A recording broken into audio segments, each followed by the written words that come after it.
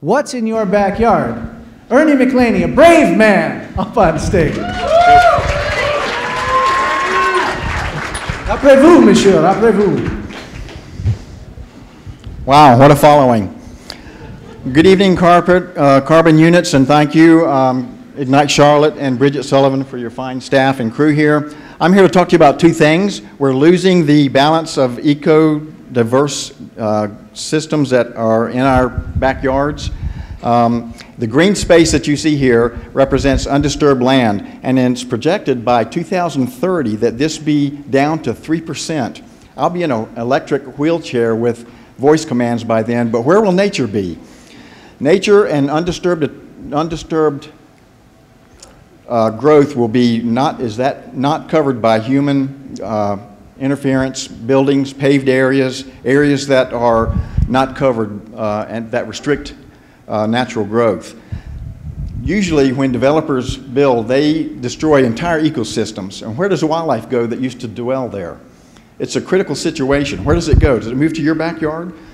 And after the developers are finished, we tend to in the little bit of turf that's left, we plant fescue.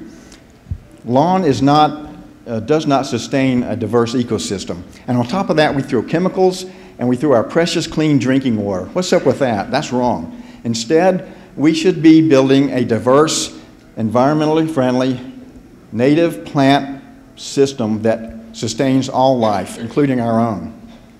Now, there are 4 simple things that you all can do to help bring this along, and I want you to pay attention and see which of these 4, if any, are in your backyards. The first element is food. Food is a crucial element. It can be described as those things in anyone's backyard that's been there for hundreds, if not thousands of years. And we can supplement that by adding extra healthy choice foods that our wildlife are used to eating. Second one is water. Water is more actually important than food because it's harder to come by. We tend to pave over wetland areas, and in our neighborhoods, chemicals from our turf tends to wash off into our streams, contaminating water. Next one is cover. Cover is places where they can go produce young, escape predators, sleep at night, find places to be safe, put on their makeup, prune their feathers, pad their bras, whatever they're going to do in that privacy situation. Next is places to raise young. If they're driving through your neighborhood, they don't care.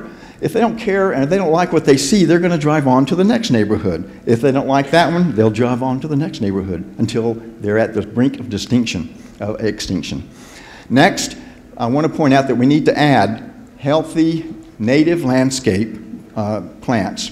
We need to decrease invasives, and we need to get rid of chemicals in our yard.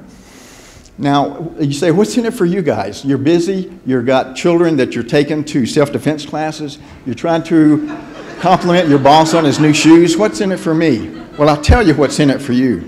It's important that a clean, natural, diverse landscape increases the property value no matter where you are, no matter how small it is. In 1985, between 85 and 2008, we lost 1/3 of our tree canopy here in this state. And on top of that, 60% was increase in urban and paved areas.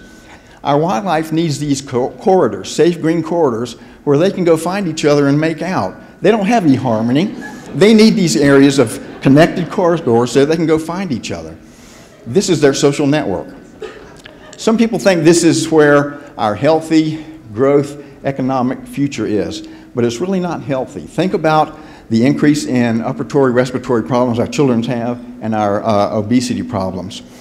So this brings me to my second point.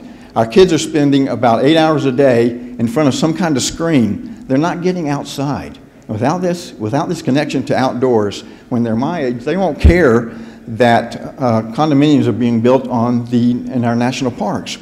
And our parents are too busy today to take our kids to the parks. Also, they're way, way overprotective. And mostly that's due to our media sensationalizing violence. It's true. When our kids are adults, they need to understand that there's a balance between what we do and the natural world. If they don't care, they won't protect it. And what they don't protect, they will lose. So please pay attention to these websites coming up and repeat these key words after me. I'd like you to take this home with you tonight. Green up, screen down. Let me hear you say it. Green up, screen down. That's it. My name is Ernie. Thank you. Good night.